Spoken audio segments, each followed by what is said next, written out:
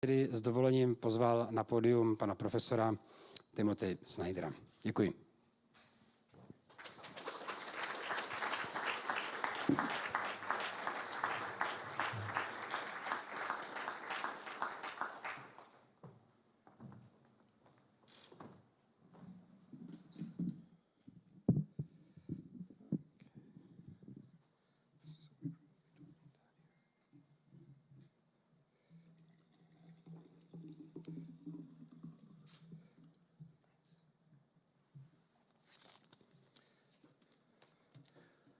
Okay. Thank you, Martin. Good morning, friends, colleagues, excellencies, learned rabbis. I have been asked to answer the question why we should continue to build Holocaust museums and museums of Jewish history. And before I begin to answer that question, I want to make two, I think, important preliminary remarks. The first preliminary remark is the connection between a Holocaust museum and a museum of Jewish history is, for me, very important. I worry that Holocaust museums, which do not take into account the previous decades, centuries, or in the case of Moravia, almost a millennium of Jewish settlement, Jewish life, Jewish culture, in some sense accept a framework of the Holocaust, in some sense can cut us off from the very sense of loss that we're supposed to be remembering. So for me, it's very important, especially in a place like Brno or Moravia, where the construction of Jewish remembrance is still beginning, that the museum complexes or the one museum are created in such a way that the viewer can see what is loss. Because a loss is not a loss unless we see what there was that was lost. So that's my first very preliminary remark, is that I was asked this question in the weeks and months before this conference in various ways. And the way that I liked the most was, why should we continue to build Holocaust museums and museums of Jewish history? Because the two things, I think, have to be in one way or another connected. The second preliminary remark I wanted to make is about the word build. So if only it was so easy as to build. I've seen the wonderful ideas, and I understand there's an architectural competition for the site here in Brno, and I'm sure the outcome will be wonderful. And like Martin, I'm attached to the architecture of this city, and I believe that the addition of a museum could make it more beautiful. But there's one thing that I just want to make clear at the very beginning, as someone who has witnessed several of these projects from start to finish. The physical construction is the easy part. The real construction is an intellectual and moral construction. And as that intellectual and moral construction takes place over the years to come, the builders of this museum will recognize certain things, like, for example, that there is a great deal of controversy about what actually happened in the Holocaust in the Protectorate of Bohemia and Moravia, that historians of this subject disagree about some of the most important issues, that there are some basic historical questions about the Holocaust in general, but also about the Holocaust in the Protectorate of Bohemia and Moravia that have not yet been answered. I don't say this to deter you, and I'm glad to see that when I say this, no one of the organizers has stood up and walked away. That's very heartening. But I say this because experience teaches that this is what it is like. So the building is an intellectual and moral more than it's a physical project. And it will contain some surprises and some disappointments, as well as some encouraging moments along the way. So now, having said those two things, let me try to proceed with an answer. And this is just my answer. I think there are a number of other good reasons to build Holocaust museums and Jewish history museums aside from the 7 that I'm going to give you. But these are the 7 that make the most sense to me as a historian. They will have to do with our nations, number 1, our continent, and when I say our, here I mean really your, your continent. Number 3, our knowledge. Number 4, our explanations. Number 5, our planet. Number 6, our democracies. And finally, number 7, ourselves. So number 1 is our nations. The reason why I speak of our nations here is that, and here I really do mean yours and mine and a number of others, is that there's a deep connection to the history of the Holocaust from countries beyond Germany. Germany has, of course, led the way in commemoration, and although one can disagree here and there with the ways Germany has commemorated, there's no question that Germany has set an example in commemoration. The danger is that one thinks this is a job for the Germans. It can't be only a job for the Germans. The Holocaust reaches out in this terrible way into the history of all nations, including mine. So I'm an American, and it took decades for there to be a museum exposition treating how Americans reacted to the persecution of Jews in Europe in the 1930s. It took decades for us to even face that question, right? And that is, of course, an element of the Holocaust. We could have taken all of the German Jews and not even noticed, right? We could have taken the Jews of many European countries and not even noticed. But we had our own immigration laws after 1924. We had our own very deep and systematic prejudices, including against Jews. The United States of America in the 1930s can be characterized, I think, without too many caveats, as an anti-Semitic country. And so in some sense, the Holocaust connects to my country. We have a story about how we rescued the Jews by fighting the Second World War, which is false. We didn't go into the Second World War to rescue the Jews, and our role in the Second World War didn't lead to the survival of that many Jews. We have a story and we have a reality. But my point here is, the only way that my nation could begin to face this story is by having a museum.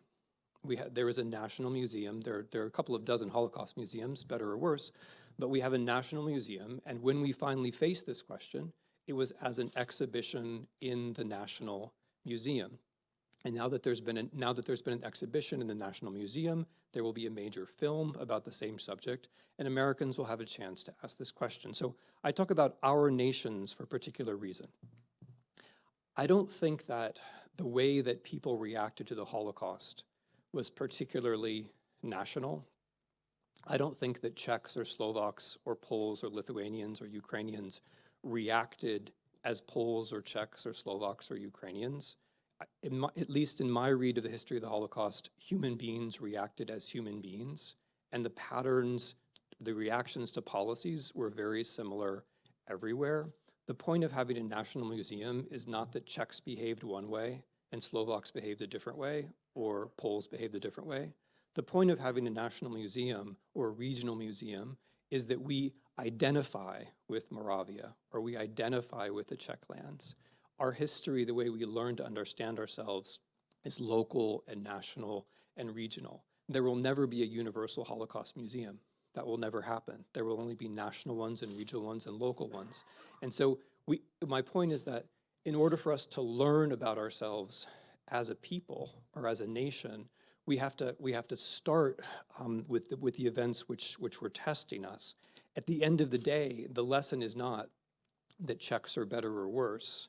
At the end of the day, the method has to be national, the method has to be regional, because that's how we reach people. There's another reason, though, of course, to talk about our nations, which is the history of the Czech nation, the history of Jews in the Habsburg monarchy, in the First Republic, in the Second Republic. That is also the history of the Czech nation. And without it, other parts of the history of the Czech nation end up looking false. If the history of the Jews and the history of the Holocaust is not present in the history of the Habsburg monarchy, Czechoslovakia, the Czech lands, the Czech peoples, not only is that an injustice to the Jews, that's an obvious point, it also does an injustice to the history of the Czechs themselves. Subjects go missing, things get misunderstood.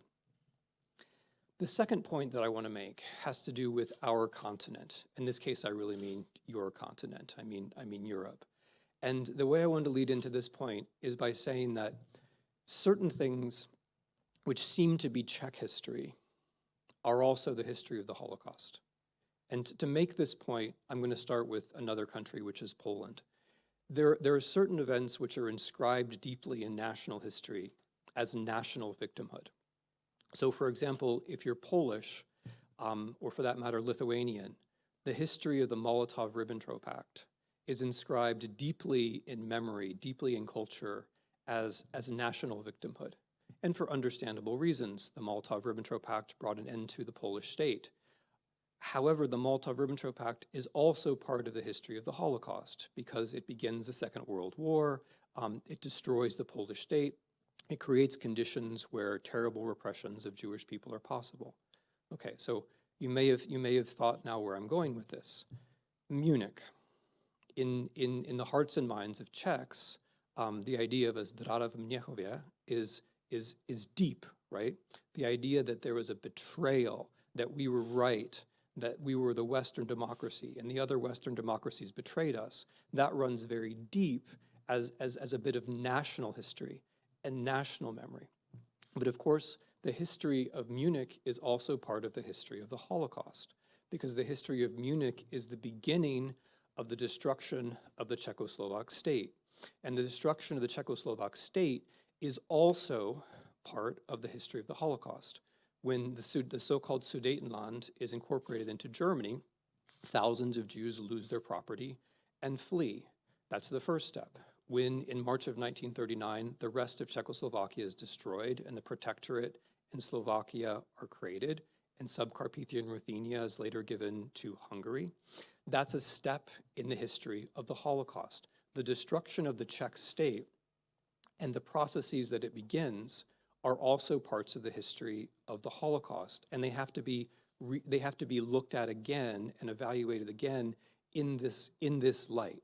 If one looks at, and I'll now put it in a slightly harsher way, if one looks at Munich just as a matter of Czech victimhood, then one can miss what happens to the minorities, especially the Jews, as the state begins to collapse. As, for example, property rights begin to collapse, and people who are not Jews begin to try to get Jewish property even before Czechoslovakia ceases to exist. So there's a process of the collapse of the Czechoslovak state, which is very important in the process of the unfolding of the Holocaust. This is my example when I say the history of the nations is part of this, but also the history of the continent. Because this process that I'm describing, the destruction of states, takes place in Austria first, then in Czechoslovakia, then in Poland. And it's a process which is continental, and it's a process which is one of the components, one of the causes of the loss of Jewish rights and then the loss of Jewish lives. So understanding the history of the Holocaust in Czechoslovakia is important for seeing this larger process of how the Holocaust could have taken place in the continent as a whole. Let me give you a very small example of this. We're in Brno. 1,000 of the Jews of Brno died in Belarus. Why? How could that possibly be? Why was that necessary? Why couldn't they have been killed somewhere else? Why in Belarus? But of course, Jews from Austria and Germany and other places in the Protectorate were also killed in Belarus. To understand that, one has to connect the fate of those Jews with the invasion of the Soviet Union in 1941. One has to understand that the mass murder of Jews begins in the summer of 1941 when the Wehrmacht invades the Soviet Union. One has to know the history of the mass killing pits in Belarus and Ukraine and the Baltic states in the summer of 1941. One has to understand that whole history of the Holocaust in order to understand the history of Jews of Brno. Right? I came to you from Vienna, right, where thousands and thousands of Jews were killed in Belarus.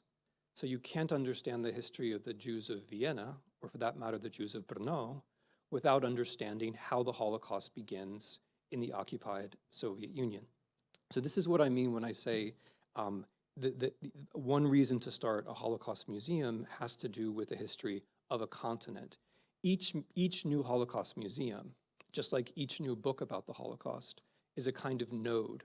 It's a kind of point where other things come together. The more good Holocaust museums we have, the more we can see this whole history of the continent. The third point, the third reason I think it's important to begin new Holocaust museums has to do with the state of our knowledge. I very much like the idea, as a boring historian, of a documentation center, because documentation centers are the things which keep us going, which keep us alive. I spoke earlier of the United States Holocaust Memorial Museum as an example of a good exhibition, but for me, it's primarily an archive. For me, it's primarily a place where sources are collected and I go and read documents. So the third reason is our knowledge. There are still documents about the Holocaust to be collected. There are still documents in state archives which have to do with the Holocaust, but which are not recognized as having to do with the Holocaust. There are still collections of individual documents which should be found and collected and recognized for what they are. But in a broader sense, there's still a lot about the Holocaust that we don't understand. So the bringing a new Holocaust museum to Moravia isn't just a matter of remembering. Remembering is very important, but it's also a matter of learning. The Holocaust, in my view, is the most important historical event of the 20th century. It didn't happen that long ago. Naturally, we're still learning about it. So a new museum can be seen as a project not just of remembrance, important though remembrance is, but also as a project of learning, of knowledge, and also of the affirmation of knowledge, which for me in our civilization at this particular moment seems to me to be very important. History itself is not doing very well in our world, as you might have noticed. The humanities are not doing very well in our world, as you might have noticed. The Holocaust is one place where we can say it's very important to have the sources. It's very important to have the knowledge. The Holocaust, in other words, is a kind of base for historical understanding in general. Okay, which leads me to the fourth reason, which I think it makes sense for us to have Holocaust museums, which is our explanations. And again, it might appear that this is a question which has already been answered. Surely we know why the Holocaust happened. But as a historian, I can report that the arguments over why the Holocaust happened have changed since they began, let's say, in the 1960s. In the 1980s, there was a consensus in West Germany about why the Holocaust happened, which at this point looks entirely untenable, not to say a bit ridiculous. So we're still making arguments about why the Holocaust happened. Our explanations are still getting better and better all of the time. And part of this has to do, a very important part of this has to do with the integration of non-German and non-German Jewish perspectives. So for decades, the Holocaust was written essentially on the basis of German state sources, which can only take you so far. A next move, which was very important, pioneered by my esteemed colleague Schall Friedlander, was to bring in German Jewish sources. That's very important. But after 1989, there were some other important steps to be taken, bringing in Soviet sources, bringing in Baltic sources, Polish sources, Hungarian sources, Czechoslovak sources, sources from the Balkans. This is very important, and it's a process which is underway. It's still happening now. It's happening very slowly. It's been 30 years, but we're still in the process of incorporating perspectives that are not German and non-German Jewish. And as we incorporate these perspectives, it leads us not just to more knowledge, but also to different kinds of explanations. Explanations, for example, which lead us towards the idea that the destruction of the state was very important in the Holocaust. So of course, anti-Semitism is at the beginning. Hitler's anti-Semitism, especially, the anti-Semitic idea that all values, be they capitalist or communist, be they religious or secular, the idea that all values come from the Jews, and therefore the only way to rescue the German race was to remove the Jews from the planet. In that sense, anti-Semitism is at the very beginning of the chain of events. Anti-Semitism is very important in the minds of the SS and the elites who carried out the project of destroying states and of destroying Jewish communities. Anti-Semitism is also very important among the peoples of Europe, insofar as that anti-Semitism was brought into contact with this larger project. That's all very important, and that's undisputed, and I think indisputable.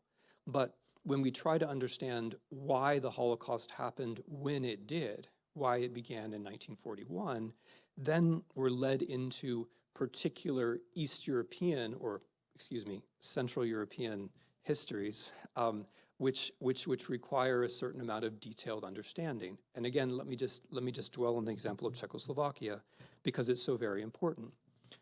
We're in what was the Protectorate.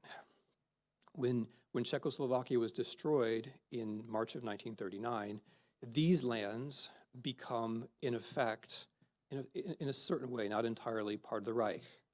And the fate of the Jews in these lands then repeats the fate of German Jews, just in an accelerated and slightly more chaotic and brutal way. The things that happened to German Jews between 1933 and 1939 happened to Czech Jews between 1939 and 1941. And in a rougher way because the Czechoslovak state was destroyed. In a rougher way because the people around them were more insecure and perhaps more concerned about property than Germans in Germany were. So that's one thing which happens, and that's one trail, that's one line into the Holocaust. But then there are two other lines into the Holocaust from Czechoslovakia. One of them is Slovakia. So when the Slovak state is created under German patronage, a new Slovak constitution is written, a new fundamental law. In that new fundamental law, Jews are not given basic political, civic, and economic rights. As a result of that, by the end of the year 1939, the Slovak authorities could look at the Jewish population of Slovakia and say, these people, they can't take care of themselves. What can we do with them? And as I'm sure most of you know, the answer to that question was, we can send them to a camp. We can have them sent to Auschwitz. So the first large transport of European Jews to Auschwitz was from former Czechoslovakia, it was from Slovakia, and it has to do with the circumstances in which Czechoslovakia was destroyed. So that's another path towards the Holocaust, in particular towards Auschwitz. But there's a third path, at least a third, from the history of Czechoslovakia, which is Subcarpathian Ruthenia. So interwar Czechoslovakia, as all of you know, had four parts. The far eastern part was Subcarpathian Ruthenia. What do you call it? Subkarpatska Rus, something like that. And so Subcarpathian Ruthenia has a different story. Subcarpathian Ruthenia is granted to Hungary. The Hungarian government does not grant citizenship to the Jews in Subcarpathian Ruthenia. Most of them become stateless in Hungary. Then in 1941, when Germany invades the Soviet Union, Hungary expels the Jews of Subcarpathian Ruthenia directly into the path of the Wehrmacht, into Ukraine, which means that the first large massacre, very large shooting massacre in the Holocaust at Kamieniec-Podilsky in late August 1941, where about 23,600 Jews are murdered. A significant percentage of those Jews who are murdered are actually former Czechoslovak Jews. Former Czechoslovak Jews who lost their citizenship in Hungary and then were expelled into the Soviet Union, where they were murdered in pits at Kamieniec-Podilsky. And that's another path to the Holocaust. That's a path to the Holocaust as it began, as a shooting campaign in the occupied Soviet Union. If we have the history of Czechoslovakia in mind, suddenly we see these paths to the Holocaust that we wouldn't have seen otherwise. Of course, we would know about Auschwitz and we would know about shooting pits, but when we have the history of Czechoslovakia in mind, suddenly it all becomes much clearer, and missing pieces take their place. So that's what I want to try to stress about our explanations. And as I said at the beginning, I'm presenting my own reasons why I think this is important. And I should caution, I'm presenting one of my own arguments about why the Holocaust happened, which is the destruction of state authority. I think the closer we look at individual states like Czechoslovakia, the more this argument suggests itself. But even if I'm mistaken and other colleagues' interpretations are correct, I would still stand by the basic point, which is that if we look carefully at the states of Central and Eastern Europe, we're going to come up with different and better explanations, and that's all to the good. The next point that I wanted to make about why we should continue to think about the Holocaust in museums is our planet. So as I say, over the weeks and months that I was invited to do this, the question that I was asked was posed in several different ways, which is, as you can see, convenient for me because I can ask whichever one, I can answer which one I prefer. One of the ways the question was asked was, why should we keep building Holocaust museums in the 21st century? And of course, the suggestion there is the Holocaust is an event of a different epoch. The Holocaust is an event of the 20th century. The Holocaust teaches us things about the 20th century. What could the Holocaust possibly teach us about the 21st? Now, for me, there are some pretty obvious answers to that, having to do with our institutions, the freedom of the press, political polarization.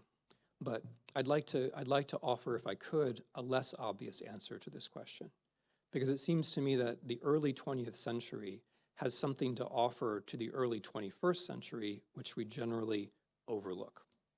In the early 20th century, in Europe, in Germany even, there was a great deal more anxiety about basic issues of life, basic existential issues such as access to food and access to land. Of course, Hitler's worldview and the idea of Lebensraum and his intention of invading the Soviet Union to take land, chiefly from Ukraine, was an extreme version of this general anxiety. But in the 1920s and 1930s, concern about food supply, concern about land, what we might think of as ecological anxiety, was normal. That was normal in Europe. We have all grown up in a world where that is no longer true.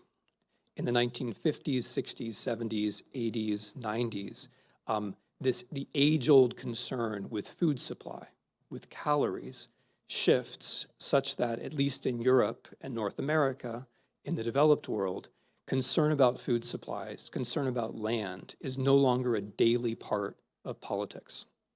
Now, what I want to propose to you is that the 1920s and 1930s were, in this sense, normal. And the period that we have lived in has been abnormal. It's been historically unprecedented. And the ironic thing about this is that the moment when a fundamental issue leaves history, we all forget about it.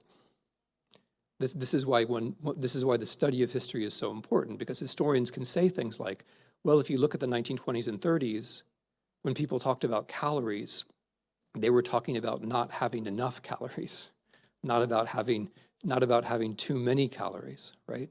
But if we don't pay close attention, the most fundamental issues can simply disappear from our discussions. So when we write about the Holocaust, because we live in prosperous societies where food is not a question, it's difficult for us to focus in on this issue of life, of existence, of competition for resources. But in the actual Holocaust, as it happened, this was extremely important. It was extremely important in ideology. Hitler's ideology was to the effect that there will be no future. All there is a competition for resources. Any idea which distracts you from the competition for resources is false and Jewish. Nations are races and races are species, and what we're supposed to be doing is competing for Lebensraum. Any idea which leads us away from that is Jewish. This is Hitler's worldview, but he's living in a world where anxiety about food and anxiety about resources are much more real than in our world so far. And that particular aspect of the Holocaust is also important for understanding how things play out in occupied Europe, in the Protectorate, in Slovakia, and elsewhere. Because, of course, one of the things that happens is that when Jews are deprived of property rights, or when Jews appear to be weaker than other people, Czechs and others, their neighbors, move in to take their property, or to try to take their property. There's a competitive element which begins immediately in March of 1939, but I should actually correct myself. It begins with the Second Republic. Many Czechs are already behaving like this in the Second Republic, in the 6 months before March of 1939. So this competition for resources, the willingness to take property away from others is an essential part of the Holocaust at the level of ideology, but also at the local historical level. What does this have to do with the 21st century?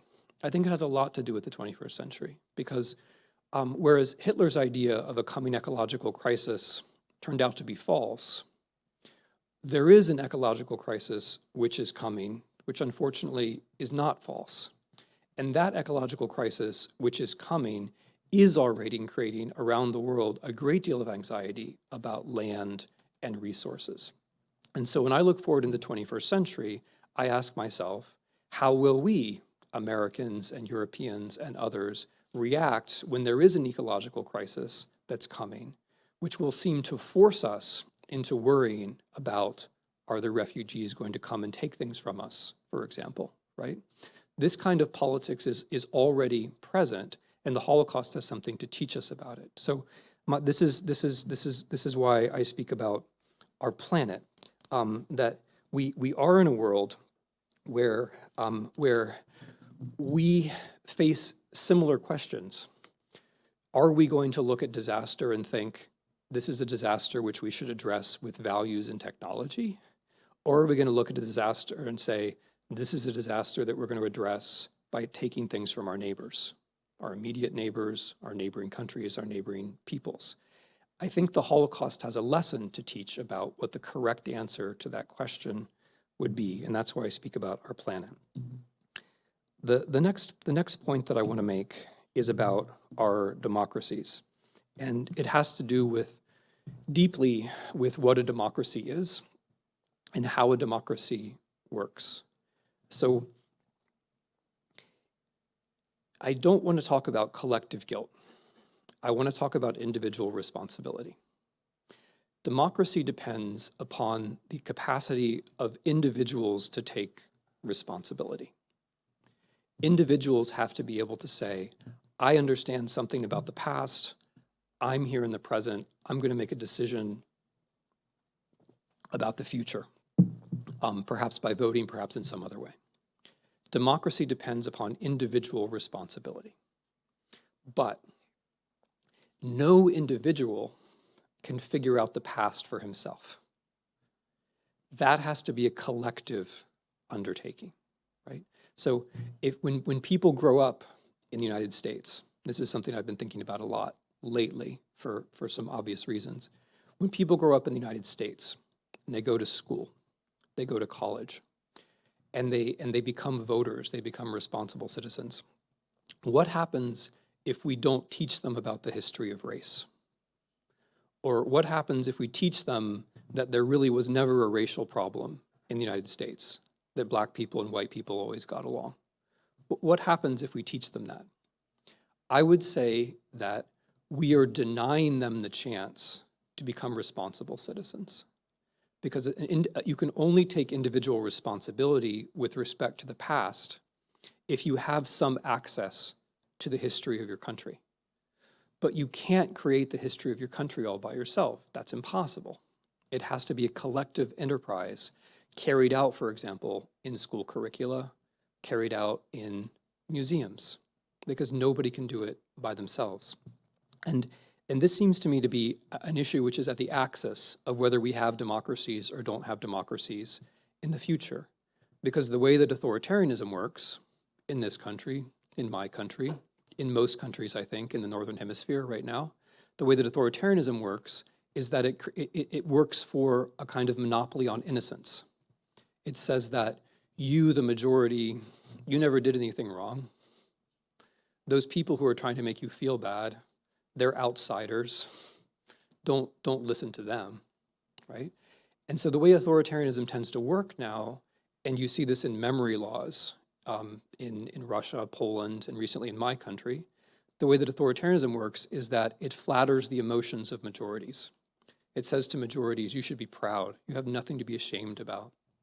And this form of authoritarianism works against democracy because it transfers politics back into the past, into a false past. It makes it all about emotions. And then we don't notice as our states become oligarchies. Then we don't notice, right, as our freedoms go away. This is a general trend around the West. So what I'm trying to suggest is that there, in the 21st century, for our democracies, there is a kind of choice which involves the past. And the choice is, do we make it possible for individuals to develop a sense of responsibility about the past? They might not. How they do so, in my view anyway, is completely up to them. I don't believe in collective guilt. I do believe in making it possible for individuals to have a responsibility towards the past. And I believe that when states and regions and other authorities don't put the history where young people can find it, they're doing something wrong to those young people. This is my point about democracy. So my very last point is about ourselves. And this is really just to sum up, or to be very specific, I'm sure you got the point. No individual can build a museum, right? I mean, I've seen individuals try, but no individual can build a museum. No individual can draw up a school curriculum. But in order to have a society in which individuals can take responsibility, you have to have the museums. That child who turns 17 and decides that he's interested in the history of Czechoslovakia or the Second World War, do they have a place to go in Brno or do they not have a place to go in Brno? Right? That's the question. When that person turns 17, he can't build the museum. She can't build the museum. It's either there or it's not. So my last point about why it makes sense to create Holocaust museums and museums of Jewish history has to do with ourselves. And here I'm really just summing up. Who do we want to be in the future? How do we want our nations to be? How do we want to understand our continent? If we want to have democracies or pluralist societies, if you prefer, we have to create the opportunity for people to reflect upon themselves in the past. Democracy is about reflection, but you can't reflect without a mirror. Democracy is about reflection, but you have to have something to look at which allows you to see yourself, and that's what history is for. That's what museums are for. I have a kind of dark fantasy which I will share with you. The dark fantasy is about what our society would look like if it ended right now. Like if our culture came to an end now, our civilization came to an end now, and at some point in the future, some great archaeologist was looking at the remains of Eastern Europe. That great archaeologist would find the death pits. They're still there. Those Jews who were murdered, those Brno Jews who were murdered in Belarus, we don't know where all their bodies are. The death pits are still out there. They're still to be found.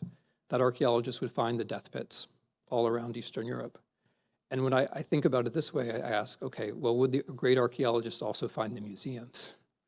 Would the great archaeologist also find our efforts to try to understand why there are all these death pits? Would the archaeologist find that? This is the starkest way that I can pose the question of who we want to be, right? If we were discovered, if our society was frozen right now and we were discovered by someone in the future, what will we be leaving behind? Is it the death pits, or is it also our attempt to understand how it came to that? Wouldn't we want them to find that as well? That's my dark fantasy. I don't think that dark fantasy is the reality or has to be the reality. What I do think is that there's a very direct connection between, as I've tried to show, between history and democracy. And I also think there's a very direct connection between democracy and survival. if we're going to handle the problems that are facing us, ecological and otherwise, I think we'll only do it as democracies. And so in that sense, projects of this kind are not just about revealing the past. They're not just about revealing the past for the future. I think also in some fairly fundamental way, they're also about making the future possible. So, thank you very much.